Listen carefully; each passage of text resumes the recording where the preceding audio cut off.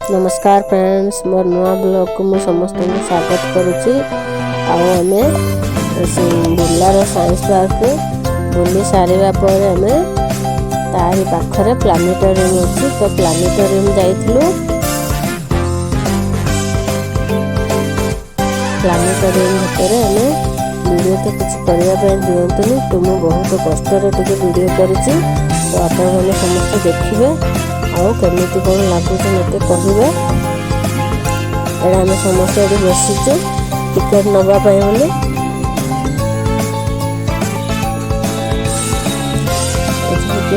बसी सारापर यहाँ planetarium ticket नापी समस्त बसी समस्ते आसला टिकेट देवा कहले तो सब टे बसीचु समस्त बुलाबुली करेंगे टिकट नापी लाइन लगे जाइए भितर को भितर से भितर बसी समस्ते भितर प्लानेटोरियम भितर बसी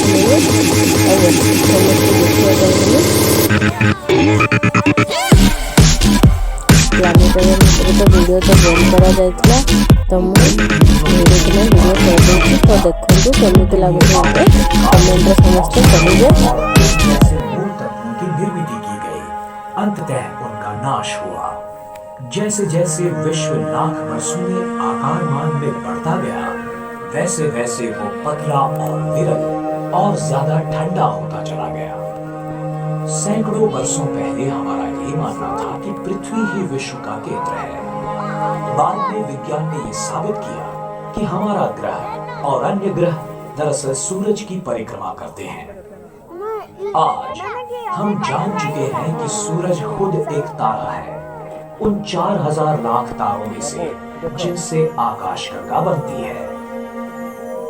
पर हमारी आकाशगंगा जो अनगिनत तारों से बनी है वो भी छोटी लगती है जब हमें ये महसूस होता है कि वो भी विश्व की अनगिनत आकाशगंगाओं में से केवल एक ही है।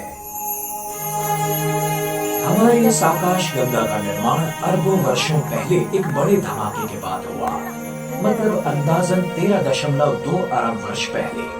उसके सबसे प्राचीन तारों की आयु अंदाजन 10 अरब वर्ष है और सबसे नए तारे कुछ करोड़ों वर्ष की आयु के हैं। वास्तव में छोटे तारों का जन्म हर दिन होते ही रहता है।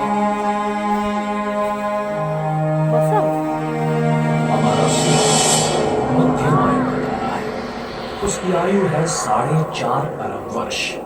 वायु और धूल से भरे एक बादल से उसका जन्म हुआ, जिसे हम सोलार नेबुला के नाम से जानते हैं।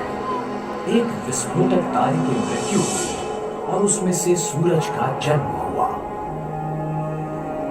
एक विनाश होते तारे के विस्फोट से निकली कंपन लहरों से सौर मंडल की निर्मिति की शुरुआत हुई। उस बादल से निकले वायु और धूल की अधिकांश मात्रा से सूरज की निर्मिति हुई और थोड़ी सी धूल और वायु इकट्ठी होकर सूरज के चारों ओर से छल्लों का तथा मलबे का निर्माण हुआ। इन छल्लों का बहुतांश द्रव्य इकट्ठा होकर उनमें से बुध, शुक्र, पृथ्वी, मंगल, गुरु, शनि, यूरेनस, नेपच्यून जैसे ग्रहों का निर्माण हुआ। द्रव्य के कुछ बचे कणों से प्लूटो जैसे छोटे ग्रह, ग्रहिका और धूमकेतु बने। 8 ग्रहों में से तीसरा ग्रह पृथ्वी एक ऐसे क्षेत्र में स्थित है जहां जीवन विकसित हो सकता है।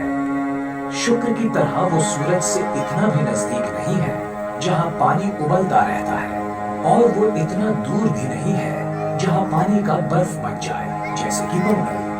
पानी जल रूप में जीवन विकास के लिए और उत्क्रांति के लिए आवश्यक है। शुरुआत में पृथ्वी काफी तप्त थी, वहां वातावरण का अभाव था।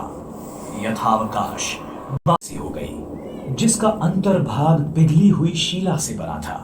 कई जगहों पर पपड़ी फाड़कर अंदरूनी द्रव्य बाहर आया और ज्वालामुखी बन गए। इनमें से तप्त लाल रंग का लावा और वायु बरसने लगे। इन वायुओं ने पृथ्वी का पहला वातावरण बनाया। एक सिद्धांत के अनुसार शुरुआत के इस वातावरण में स्थित बादलों से हजारों सालों तक अविरत बरसात हुई और महासागर बन गए। दूसरा सिद्धांत ये बताता है कि पृथ्वी पर स्थित पानी के समूह विशाल धूमकेतुओं के आघात से बने गड्ढों में बर्फ के टुकड़े पिघलने से बने।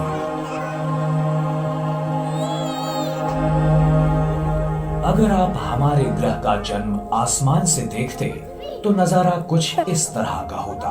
तकरीबन 4.5 अरब वर्षों पहले सूर्यमंडल के घनीभूत होने की प्रक्रिया शुरू हुई।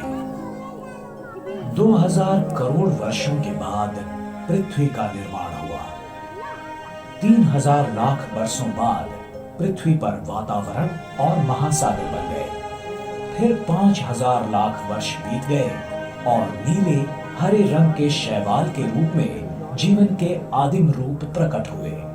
5000 लाख वर्ष और बीत गए और जीवाणु तथा वनस्पति अस्तित्व में आए। उसके बाद करोड़ों वर्षों की कालावधि के दरमियान अधिक से अधिक जटिल जीवों का निर्माण होता रहा, पहले समुद्र में और बाद में जमीन पर।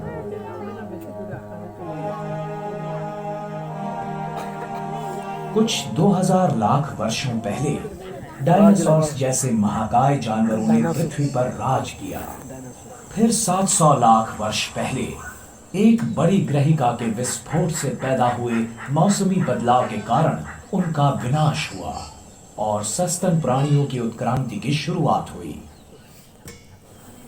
सबसे पहले थे मानव, जिन्होंने निसर्ग को ही आकार देने की शुरुआत की।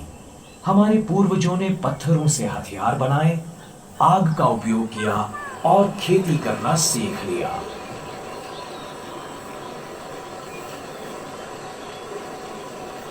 पथिकों और भटकइये लोगों से हम आदिवासी बन गए।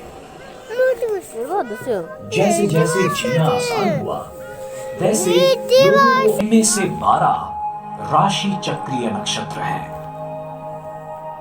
सूरज, चांद और ग्रह इस राशि चक्र के पट्टे से गुजरते हैं, ऐसा आभास होता है।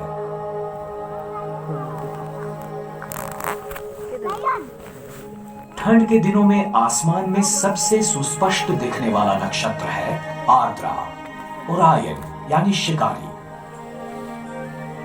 थोड़ी सी पश्चिम की ओर है आकाशीय बैल यानी कि वृष, टॉरस, राशि चक्र का एक नक्षत्र। ऐसे लगता है कि ये बैल उस शिकारी पर हमला कर रहा हो। नारंगी रंग का एक विशाल तारा रोहिणी यानी कि एल्डनबरन इस बैल की आंखों की जगह होता है। आर्द्रा की दूसरी ओर हमें व्याध यानी कि महाश्वान या कैनिस मेजर दिखता है, सीरियस यानी डॉग स्टार के साथ। सीरियस आसमान का सबसे चमकदार तारा है और वहां ऊपर है पपी डॉग, कैनिस माइनर। हीन श्वान तारामंडल जो अपने चमकने वाले तारे प्रोसियन के साथ है। प्राचीन काल में मानव जंगली जानवरों के साथ रहते और उन्हीं को आसमान में देखते थे, जैसे कि भालू। तो वहां है बड़ा भालू, सप्तर्षि या अर्सा मेजर, और नजदीक है छोटा भालू, ध्रुव मत्स्य या अर्सा माइनर। जैसे कि हम देख रहे हैं, बड़े भालू के शरीर से 2 तारे सीधे छोटे भालू की पूंछ की ओर निशाना बनाए हुए हैं, जो है ध्रुव तारा यानी कि पोलरिस। उसी के ठीक ऊपर हमें दिख रहा है लोकप्रिय राशि नक्षत्र लियो यानी कि सिंह। उसके आगे के पंजे के पास है एक चमकीला तारा मघा यानी रेगुलस।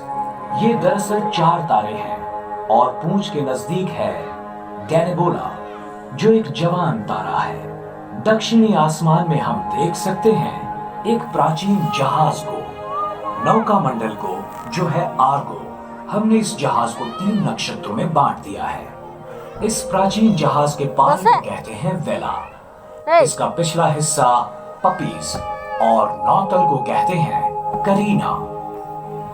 करीना का अगस्ती यानी कैनपस इस आसमान का दूसरा चमकीला तारा है। अगस्ती का उपयोग नौका परिवहन में दिशा दर्शक के रूप में किया जाता है। दक्षिण में एक और नक्षत्र है जिसका उपयोग भी नौका परिवहन में होता है। वो ये है जो 4 तारों से बनता है और आकार में एक क्रूस जैसा है। ये है दक्षिणी क्रूस यानी त्रिशंकु या क्रक्स। त्रिशंकु घेर रहा है एक सबसे बड़ा नक्षत्र नर्तुरंग यानी सेंटोरस को। लोगों को लगता था ये तारे एक सेंटोर के आकार में हैं, जो आधा मानव आधा घोड़ा था। नर्तुरंग के पिछले खुर में आसमान का तीसरा चमकीला तारा अल्फा सेंटोरी है, जिसके नजदीक है प्रोक्सिमा सेंटोरी, जो हमारे लिए रात के आसमान का सबसे नजदीकी तारा है। यहां ग्वाला नक्षत्र में बूटीज द हर्ड्समैन में हमें दिखता है स्वाति तारा यानी आर्कटरस, जो चौथा चमकीला तारा है। आसमान का 5वां चमकीला तारा पूरब की ओर से उदय होते हुए दिखता है। ये है अभिजीत यानी वेगा, जिसका खगोल विद्या विशारदों ने सूरज से भी ज्यादा अभ्यास किया है। अन्य 2 चमकीले तारे डेनेब ऑफ सिग्नस और एल्टेयर ऑफ एक्विला के साथ वेगा एक लोकप्रिय त्रिकोण का आकार धारण करता है, जिसे समर ट्रायंगल कहते हैं, जिसका हर मई में उदय होता है, जो ग्रीष्म ऋतु के आगमन की सूचना देता है। किसी भी समय आसमान की ओर नजर करते हुए हम अपनी आंखों से देखते हैं लगभग 3000 तारे, जिनमें से कुछ ज्यादा चमकीले होते हैं, कुछ फीके और कुछ को तो हम देख ही नहीं पाते। हमारी आकाश गंगा में मौजूद 4000 लाख से भी ज्यादा तारों का ये एक छोटा सा हिस्सा है। विश्व की विशालता को व्यक्त करने के लिए हम प्रकाश वर्ष यानी लाइट ईयर इस शब्द का प्रयोग करते हैं। मतलब एक वर्ष में प्रकाश जितना अंतर घटता है, वो हमारा सौर मंडल आकाश गंगा के केंद्र से 3000 प्रकाश वर्ष दूर है। नग्न आंखों से हमें सबसे दूर दिखती है एंड्रोमेडा आकाश गंगा, जो हमसे 20 लाख प्रकाश वर्ष दूर है। और ये एंड्रोमेडा हमारी सबसे नजदीकी आकाश गंगा है। उसके परे 100 अरब से भी ज्यादा आकाश गंगाएं हैं, जो अरबों प्रकाश वर्ष दूर तक फैली हुई हैं।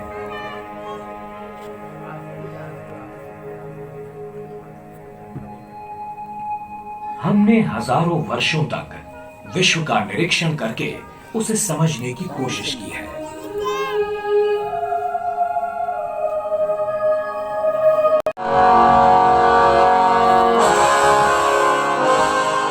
हमें एक सवाल हमेशा आकर्षित करता है, क्या दूर वहां पर जीवन है?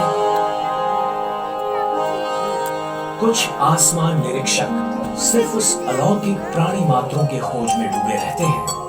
हाल ही में हमने ये खोज लगाई है कि कई तारों की अपनी ग्रहमालाएं हैं।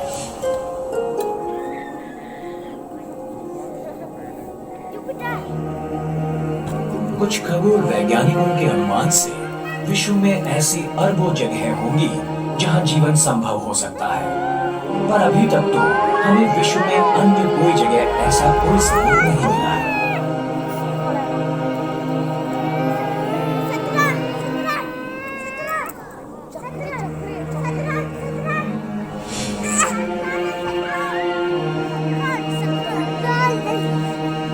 जीव वैज्ञानिक और हक्सली ने कहा, मानव इसी वास्तविकता की प्रक्रिया है जिसमें और जिसके माध्यम से वैश्विक प्रक्रिया जागृत हो गई है और स्वयं को सम्मिलित करने लगी है। यानी कि विश्व हमारे बिना अस्तित्व में नहीं रह सकता। जो भी हमारे सामने प्रतीत हो रहा है, हम उसमें स्वेच्छा से शामिल हुए हैं। हम इस असाधारण पैमाने के विश्व के छोटे से भागीदार हैं। बड़ी अजीब बात है कि इस विश्व ने हमें हिस्सेदार बनाया है। प्रजातीय तौर पर हमारा भविष्य विश्व की होने वाली उत्क्रांति पर निर्भर है।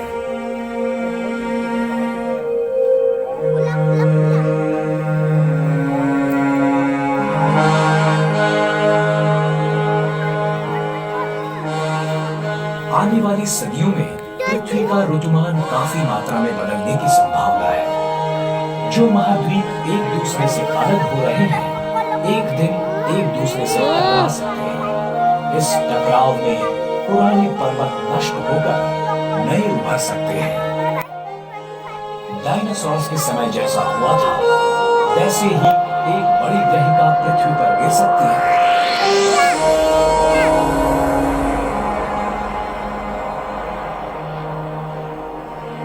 कुछ नजदीकी तारों का नाश होगा तो कुछ नए तारे जन्म ले सकते हैं।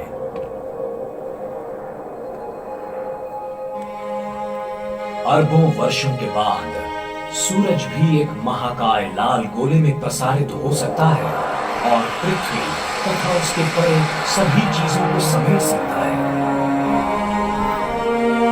अतीत में कुछ खगोल वैज्ञानिकों ने सिद्धांत रचा था कि हमारे बढ़ने वाले विश्व की गति में बाधा आ सकती है।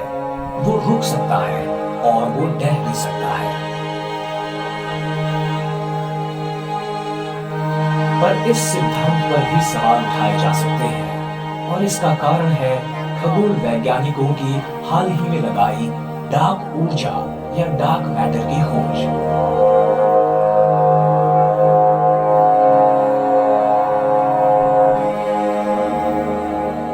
वो डार्क मैटर क्या है, इसके बारे में हमें सही जानकारी तो नहीं है, पर हम इतना जानते हैं कि विश्व का बड़ा हिस्सा इनसे बनता है और ये साबित करती है कि विश्व केवल आकार में नहीं बढ़ रहा, बल्कि उसकी गति भी तेज हो रही है।